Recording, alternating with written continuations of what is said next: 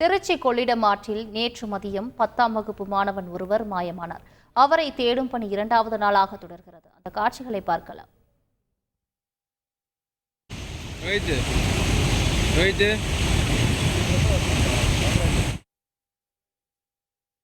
இது குறித்து கூடுதல் விவரங்களை செய்தியாளர் தினேஷ் வழங்க கேட்கலாம். தினேஷ் வணக்கம். தற்பொழுது கொள்ளிடம் ஆற்றில் 10ஆம் வகுப்பு மாணவன் நேற்று மதியம் மாயமாகி இருக்கிறார். தேடும் பணி எவ்வாறு நடைபெற்று வருகிறது? இது தொடர்பான முழு விவரங்களை சொல்லுங்க.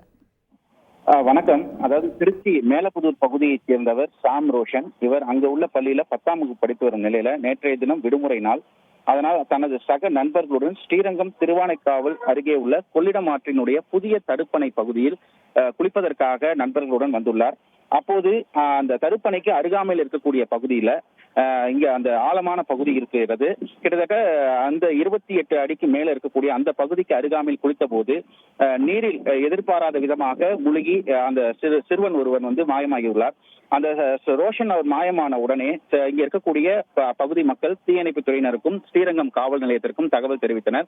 அந்த தகவலின் அடிப்படையில் ஸ்ரீரங்கம் தீயணைப்பு துறை வீரர்கள் கிட்டத்தட்ட ஒரு 15க்கும் மேற்பட்ட வீரர்கள் இந்த பகுதியில தொடர்ந்து அந்த சிறுவனை தேடும் பணியில நேற்று மதியம் 2 மணி முதல் மாலை 6:30 மணி வரை தொடர்ந்து ஈடுபட்டனர்.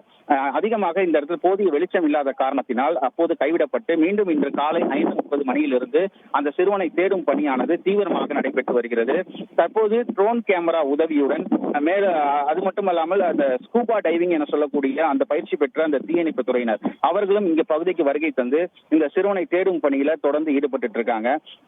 நேற்று மதியம் மாயமான சிறுவன் தற்போது வரை கிடைக்காத நிலையில அவருடைய உறவினர்கள் பெற்றோர்கள் இங்க மிக பெரும் சோகத்தில் காத்திருக்கும் இந்த காட்சியை நம்மால் பார்க்க முடிந்தது. மேலும் இங்க இந்த தடுப்பணைக்கு பொதுமக்கள் எப்படி வருகிறார்கள், இந்த இளைஞர்கள் சிறுவர்கள் எல்லாம் எப்படி வருகிறார்கள் என்று பார்த்தோமே ஆனால் இந்த பகுதிக்கு குளிக்க வரக்கூடியவர்கள் அதனை செல்போனில் வீடியோவாக பதிவு செய்து அதுக்கு சினிமா பாடல்களை இணைத்து இன்ஸ்டாகிராமில் பதிவு செய்வதன் மூலம் அதனை பார்த்து அதிக நபர்கள் இந்த பகுதிக்கு குளிப்பதற்காக வருகிறார்கள். ஏனென்றால் தற்போது முக்கம்பு மேலணையில பணிகள் மேற்கொண்டு வருவதால் வரக்கூடிய தண்ணீர் அனைத்துமே கொள்ளிடம் ஆற்றில் திருப்பிவிடப்பட்டுள்ளது. இதன் காரணமாக குளிக்கின்ற அளவுக்கு அந்த தண்ணீரானது இங்கு அதிகமாக செல்வதன் காரணமாக இங்க அருவி போல் கொட்டுகின்ற இந்த தடுப்பணையில குளிப்பதற்காக அதிக அளவு திருச்சி மாவட்டத்தின் பல்வேறு பகுதியில் இருந்து சிறுவர்கள் இளைஞர்கள் இந்த பகுதியில் குளிப்பதற்காக வராங்க.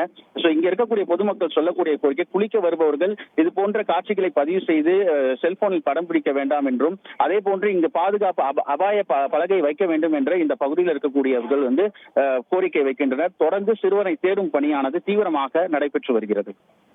விரிவான தகவல்களுக்கு நன்றி தினேஷ். செய்திகளை உடனுக்குடன் தெரிந்து கொள்ள உடனே சப்ஸ்கிரைப் பண்ணுங்க.